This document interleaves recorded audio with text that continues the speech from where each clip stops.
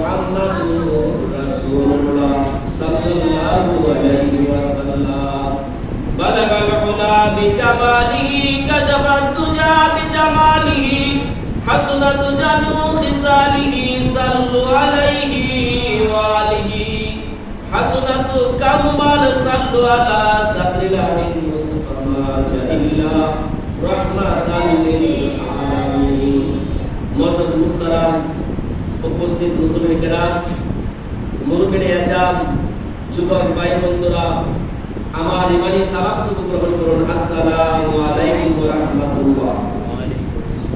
মহান রব্বুল আলামিনের কাছে আমাদের লাখ লাখ শুকরিয়া। আল্লাহ তাবারক ওয়া তাআলা আপনি এবং আমাকে আল্লাহর ঘর মসজিদে আসা এবং বসার সুযোগটুকু দান করেন। সবাই বলেন আলহামদুলিল্লাহ। আরো আমরা শুকরিয়া আদায় করি যে নবীকে আল্লাহ রাব্বুল আলামিন সৃষ্টি না করলে আপনি এবং আমি আজকে দুনিয়াতে আসতাম না। ওই নবীজির ওসিলার কারণে আল্লাহ রাব্বুল আলামিন কুল কায়নাত সৃষ্টি করেছেন। তাই আমরা আবার শুকরিয়া আদায় করি আলহামদুলিল্লাহ। আলহামদুলিল্লাহ। আমি আপনাদের কাছে আপনাদের সামনে কুরআন শরীফের একটি আয়াত পড়ছি। আউযু বিল্লাহি মিনাশ শাইতানির রাজীম।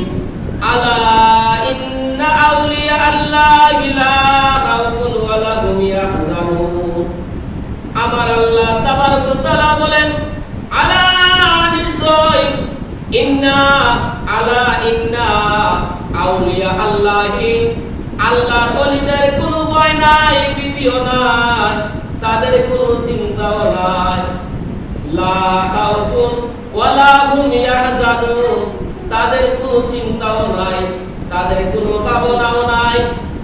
তাই আল্লাহর ওলি হযরত বরফির আব্দুল কাদের জিলানী রাহমাতুল্লাহ আলাইহি যমুনার মধ্যে হযরত ঈসা আলাইহিস সালামের উম্মত এবং আমাদের নবীর উম্মত দুইজনের মধ্যে একটা ঝগড়া চলছে।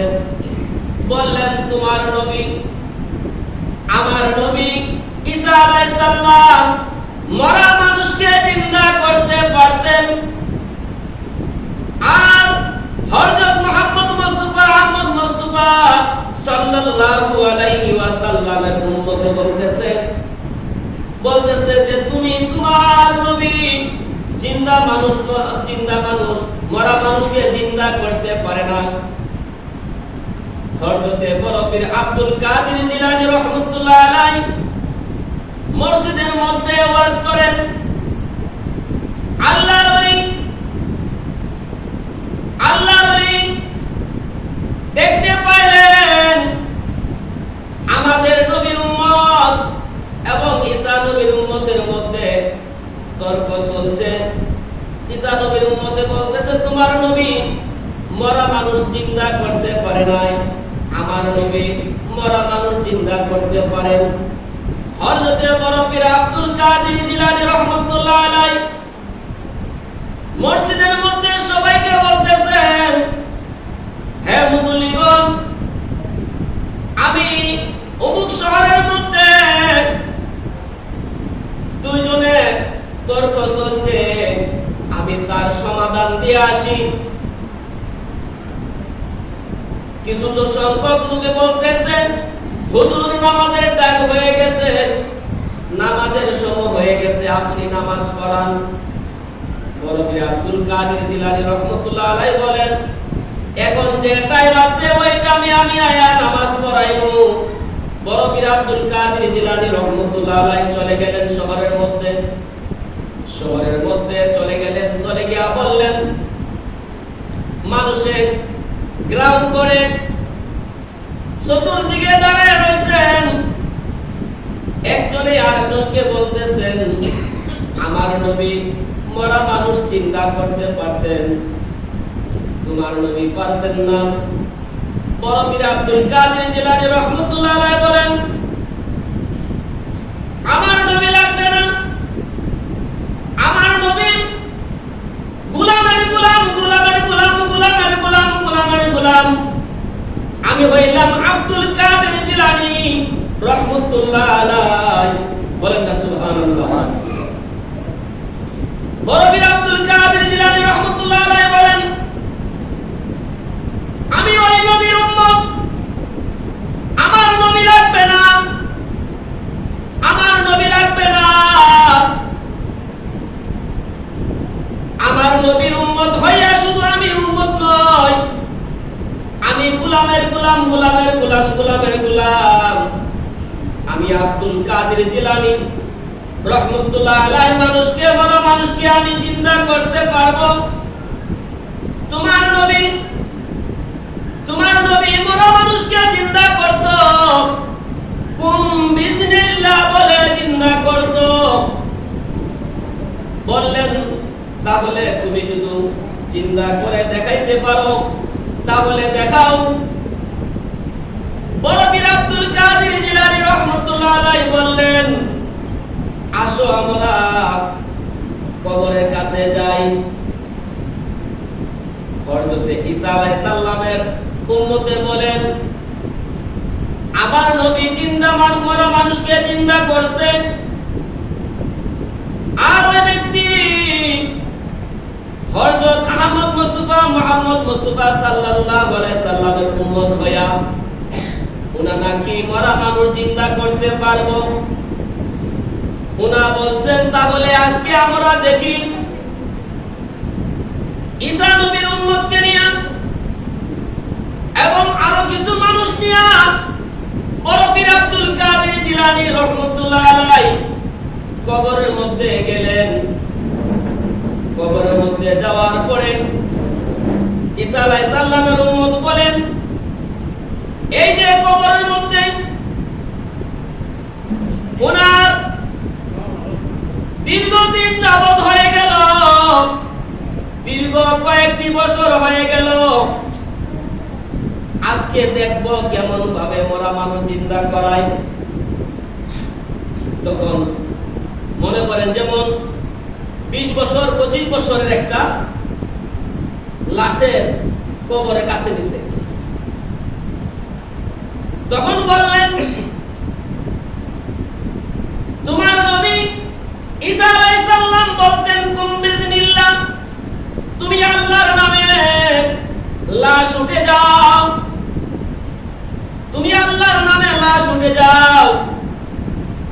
আর বড় পীর আব্দুল কাদের জিলানী রাহমাতুল্লাহ আলাইহি ওই দীর্ঘদিনের লাশের কাছে কবরের কাছে গিয়া বললেন, কুম বিজনি, তুমি আমার নামে উঠিয়া যাও। বলেন না সুবহানাল্লাহ। কুম বিজনিল্লাহ, তুমি আল্লাহর নামে উঠিয়া যাও। আর কুম বিজনি, তুমি আমার নামে উঠো। বলেন না সুবহানাল্লাহ। আমার নামে আর আল্লাহর নামে বেষ্টন আছে। ঈসা আলাইহিস সালাম বলতেন, কুম বিজনিল্লাহ, তুমি আল্লাহর নামে উঠিয়া যাও। আর বড় পীর আব্দুল কাদের জিলানী রাহমাতুল্লাহ বলছেন, কুম বিজনি, তুমি আমার নামে উঠিয়া যাও।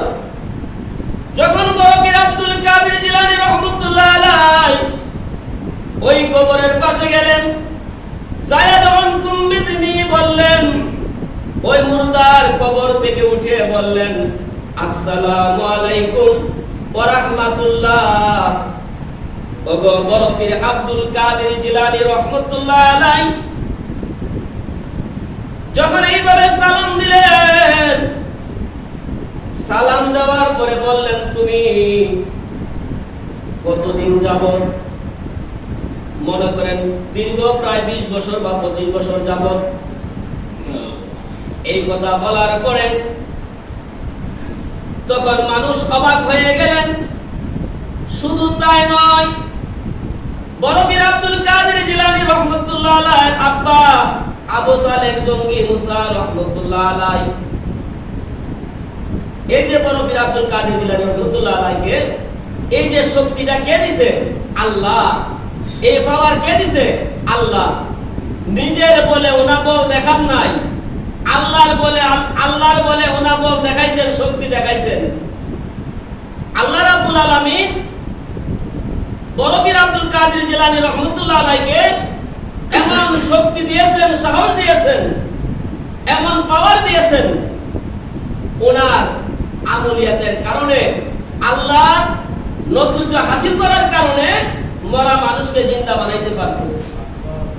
বড় পীর আব্দুল কাদের জিলানী রাহমাতুল্লাহ আলাইহি 7 বছরের ছেলে খেলাধুলা করে আবু সালেহ জঙ্গি মুসা রাহমাতুল্লাহ আলাইহি বড় পীর আব্দুল কাদের জিলানী রাহমাতুল্লাহ আলাইহির আব্বার কাছে এক মহিলা আসছে। এই মহিলার সন্তান হয় না। বড় পীর আব্দুল কাদের জিলানী রাহমাতুল্লাহ আলাইহি আব্বার কাছে কলা নিয়ে আসছে, দুধ নিয়ে আসছে। আনার পরে বললেন, হুজুর, আমি আপনার দরবারে আসলাম, আমি আপনার কাছে আসলাম, আপনি আমার জন্য দোয়া করুন, আল্লাহর দরবারের মধ্যে আমাকে আল্লাহ যেন একটা সন্তান দান করে। যখন এই কথা বললেন, আবু সালেহ জঙ্গি মুসা রাহমাতুল্লাহ আলাইহি মুরাকাবা মুশাহাদার মধ্যে বসলেন। বসিয়া আল্লাহর সঙ্গে কথাবার্তা বললেন, ওগো আল্লাহ, তোমার বান্দি আসছে আমার কাছে, তার সন্তান নাই, আল্লাহ তার সন্তান হবে কিনা আপনি আমাকে বলিয়া দিন। আল্লাহ বললেন, হ্যাঁ হ্যাঁ মুসা, আবু সালেহ জঙ্গি মুসা, আমার ওই বান্দির কোনো সন্তান নাই, তাকে বলিয়া দাও তার সন্তানের কোনো আশা করতো না, সে আশা যেন না করে। যখন এই কথা বললেন, মুরাকাবা বাঙ্গিয়া বললেন, মাগো, তোমার সন্তান নাই, যখন এই কথা বললেন, বলার পরে ওই মহিলা কান্না শুরু করলেন। মহিলা কাঁদতে কাঁদতে বললেন, হুজুর আমি আপনার দরবারে আসলাম, আপনি আমাকে আল্লাহর কাছে ছায়া দিন। কান্দার পরে আবার হযরতে আবু সালেহ জঙ্গি মুসা রাহমাতুল্লাহ আলাইহি পাও ধরে কান্দে আরম্ভ করলেন। তখন আবার মুরাকাবা মুশাহাদাত বসলেন, পয়সা বললেন, ও আল্লাহ তোমার মায়ার বান্দি আসছে, তার সন্তান হয় না। তখনও বললেন সন্তান হবে না। তখন আবু সালেহ জঙ্গি মুসা রাহমাতুল্লাহ আলাইহির কাছে দুধ আনছিলেন, কলা আনছিলেন, কলা এবং দুধ খায়া লাইলেন। ওই মহিলাকে যখন বললেন তোমার সন্তান হবে না, তুমি চলে যাও, এই কথা বলার পরে ওই মহিলা রাস্তা দিয়ে চলে গেলেন। হযরতে বরফির আব্দুল কাদের জিলানী রাহমাতুল্লাহ আলাইহি 7 বছরের বাচ্চা রাস্তার মধ্যে খেলতেছে, দুলাবালি শরীরের মধ্যে লাগা রয়েছে। বললেন, হে মা তুমি কোথায় গিয়েছিলা? বললেন, আমি আবু সালেহ জঙ্গি মুসা রাহমাতুল্লাহ আলাইহির কাছে গেছিলাম, আমার সন্তান হয় না, সন্তানের জন্য আমি তো দেখলাম তুমি কলা নিলা, তুমি দুধ নিলা, এইগুলা তুমি কি করলা? বললেন, আমি আবু সালেহ জঙ্গি মুসাকে দিয়েছি খাওয়ার জন্য, উনা খাইছেন। বললেন, যদি উনা তোমার দুধ খায়া থাকে, কলা খায়া থাকে, উনাকে বলো